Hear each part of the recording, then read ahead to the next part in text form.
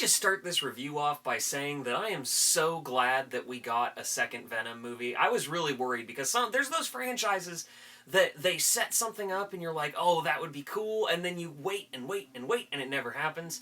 I'm just really glad we got another Venom movie.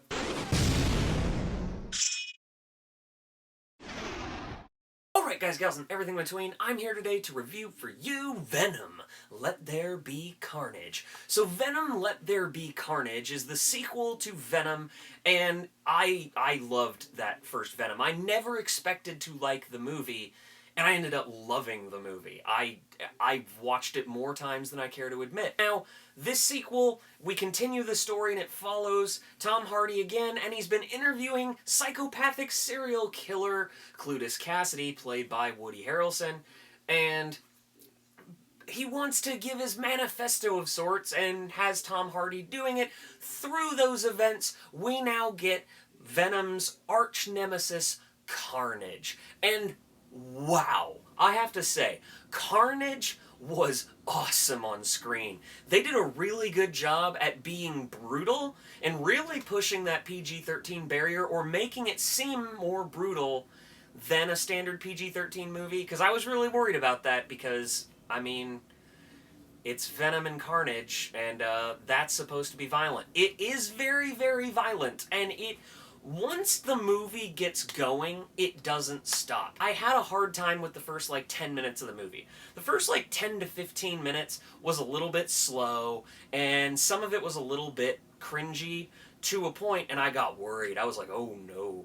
But I really enjoyed the dynamic between Eddie Brock and Venom during these parts, where they're kind of just like best buddies who are roommates that are just not quite getting along, and I enjoyed that dynamic. You've seen it in movies before, but I enjoyed it in this film. This is not going to win any Academy Awards or anything like that, but it's one of those movies that's just a popcorn escapist movie. It's not long at all either. It's only 90 minutes, so you are in and out of there real quick, and it leaves you wanting more. And all of the fight scenes, I can't stress it enough. Andy Serkis, who is motion capture king, does a great job directing. I think this is the only film of his that I've seen, but he, being from the motion capture world, I guess it would make sense that he would know exactly what he needs to do and how he needs to shoot it.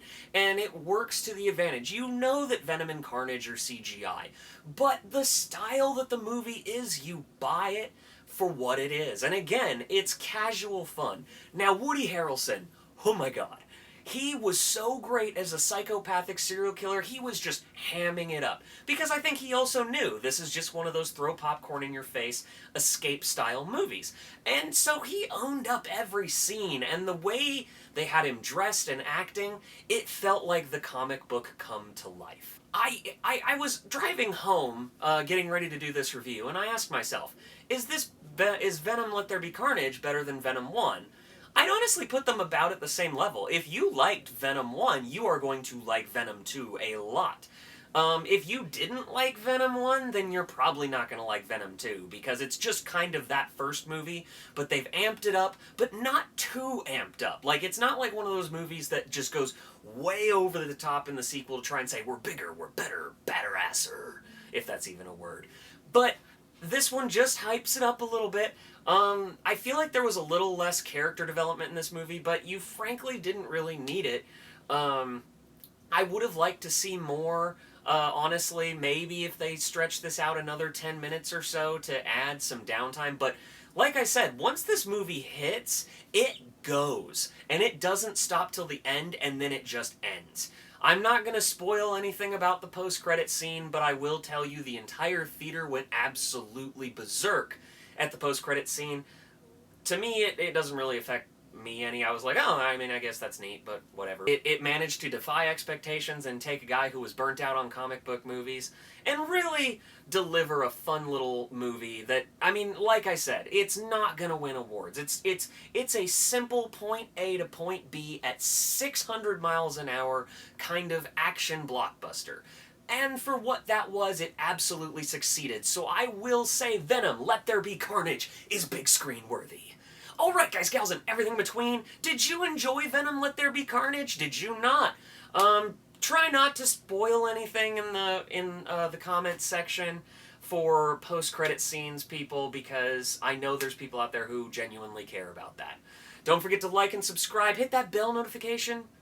It's what the hip kids are doing. Love you guys.